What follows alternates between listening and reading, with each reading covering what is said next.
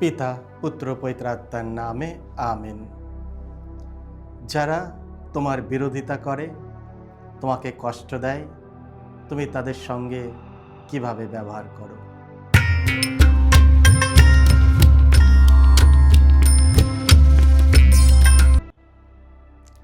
কেশিত আমার পরম প্রিয়জনেরা, আজ সেপ্টেম্বর মাসের 30 তারিখ মঙ্গলবার।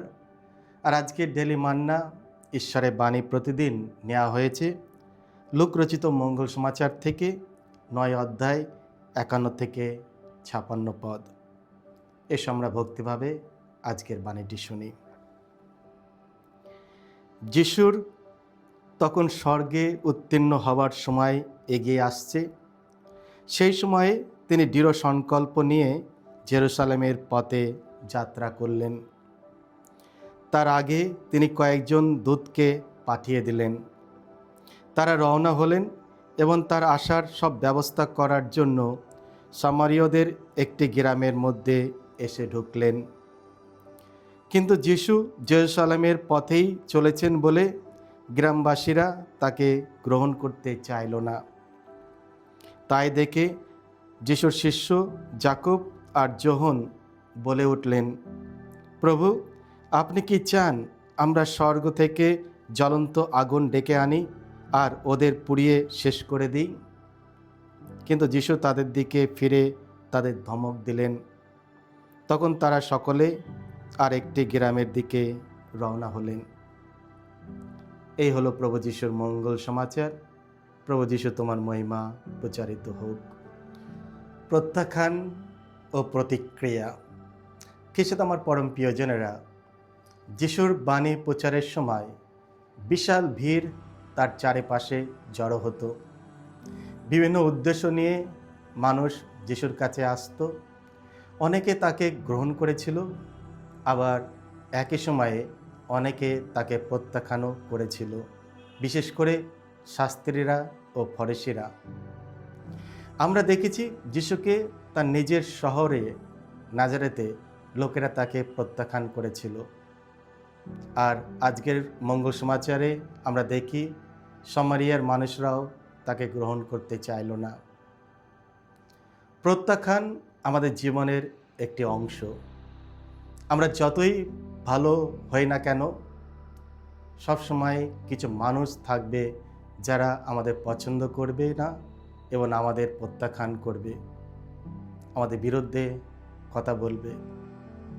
অনেক সময় প্রত্যাখ্যান আসে আমাদের নিজেদের লোকদের কাছ থেকে, বিশেষ করে পরিবার ও বন্ধুদের কাছ থেকে।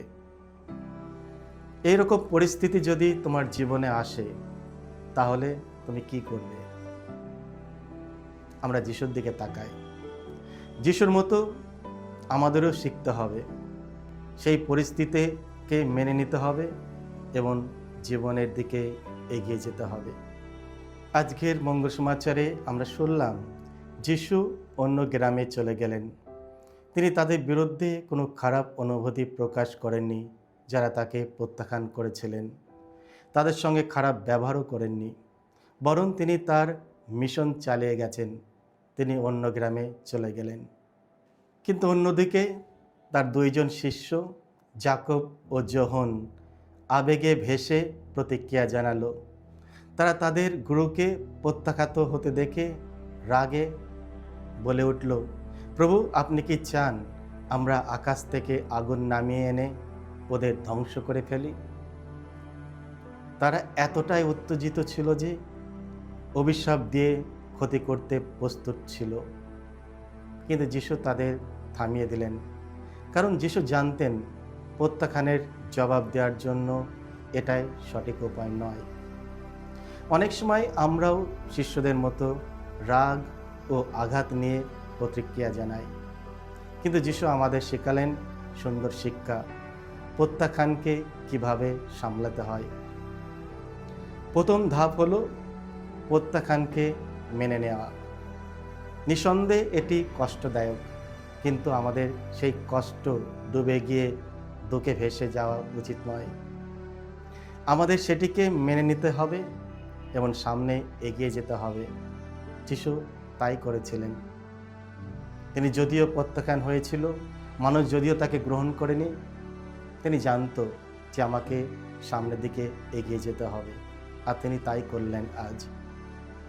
দ্বিতীয়ত, যারা আমাদের প্রত্যাখ্যান করে তাদের প্রতিক্রিয়া দেখানো বা প্রতিশোধ নেওয়া উচিত নয়, বরং তাদের জন্য প্রার্থনা করা উচিত, তাদেরকে ক্ষমা করা উচিত। তাদের সঙ্গে যে মনোভাব তারা আমাদের দেখায়, তার পরিপ্রেক্ষিতে তাদের প্রতি ভালো মনোভাব দেখানো উচিত। আমরা জোর করে কাউকে আমাদেরকে গ্রহণ করতে বাধ্য করতে পারবো না। প্রত্যেক জনার স্বাধীনতা রয়েছে, তাদের স্বাধীনতা জীবনকে সম্মান জানাতে হবে।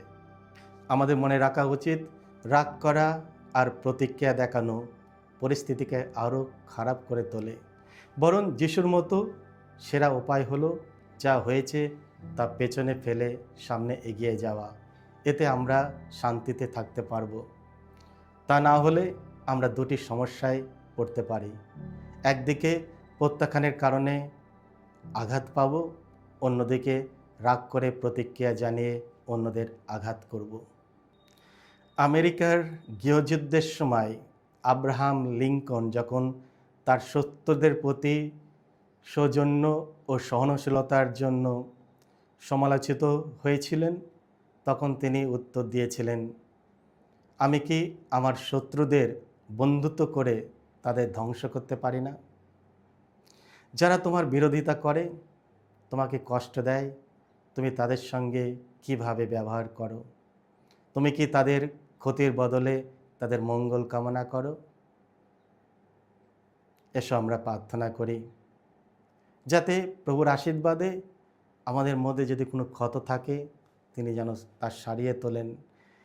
যারা আমাদের গ্রহণ করে না, যারা আমাদের তিরস্কার করেন, প্রভু যীশু আমাদের যেন সেই শক্তি দেয় তাদেরকে ক্ষমা করতে এবং তাদের সেই মনোভাব থেকে আমাদের মনোভাব সম্পূর্ণ আলাদা করে সামনের দিকে এগিয়ে যেতে। আমরা জানি প্রভু যীশুর কাছে যদি আমরা প্রার্থনা করি, তিনি আমাদের সাহায্য করবেন। হয়তো মানুষ আমাদের একদিকে গ্রহণ করবে না, হয়তো অন্য মানুষ অপেক্ষায় রয়েছে আমাদের গ্রহণ করার জন্য, যিশুর বাণী শোনার জন্য।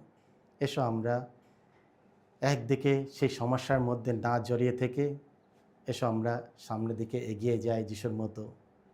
ঈশ্বরের আশীর্বাদ আমাদের মধ্যে আসবে এবং যারা হয়তো আমাদের কথা শোনে না, যারা হয়তো ঈশ্বরের বাণী শুনতে ইচ্ছা করে না, ঈশ্বরের আশীর্বাদে হয়তো তাদের মন একদিন পাল্টে যাবে।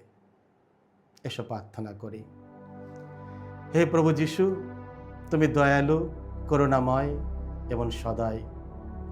যাদের আমি অপছন্দ করি তাদের প্রতি আমার পূর্ব ধারণা ও সহিষ্ণুতা থেকে আমাকে মুক্ত করো।